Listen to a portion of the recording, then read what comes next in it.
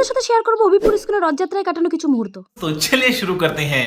Ready হয়ে বাড়ি থেকে বেরিয়ে ইস্কনে এসে দেখলাম যে রথ অনেকক্ষণ আগেই বেরিয়ে গেছে। না, আমার সাথে কিন্তু এটা প্রত্যেক বছরই হয়। তারপর কি আর করবো, আমি আর দুটো বন্ধু হাঁটা শুরু করলাম, কারণ যে করে হোক রথের পেছন ধরতেই হবে। এরপর অনেকটা পথ হাঁটার পর ফাইনালি চলে এসেছি রথের সামনে। আর এদিকে দেখো এরা সবাই নাচে ব্যস্ত। আর তোমরা যারা ইস্কন মন্দিরে যাও তারা হয়তো জানো যে ইস্কনের কীর্তন শুনলে নিজেকে স্থির রাখা একদমই সম্ভব না। এখানে যত মানুষ দেখছো তারা সবাই এরকম নাচতে নাচতে আনন্দ করতে করতে রথের সাথে যাচ্ছে রানাঘাট, কারণ আমাদের হবিবপুর ইস্কনের যে রথটা সেটা রানাঘাট স্বাস্থ্য উন্নতির মাঠে গিয়ে থাকে, আবার উল্টো রথের দিনকে হবিবপুর ইস্কনে রিটার্ন আসে।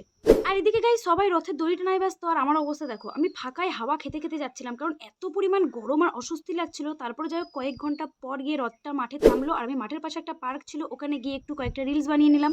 পর বাড়ি আসার পথে হঠাৎ করে দেখা গেল কামিনা দোস্তগুলোর সাথে, না মানে অনেকদিন পর ওরা একটা আইসক্রিম খাওয়ালো, তাই সেটার লোভ আর ছাড়তে পারলাম না। তো গাইস আজকের মতন বাই বাই, দেখা হবে নেক্সট ব্লগে। ভিডিওটা ভালো লাগলে লাইক করে দিও আর চ্যানেলটাকে ফলো করে দিও। আজকের মতো বাই বাই।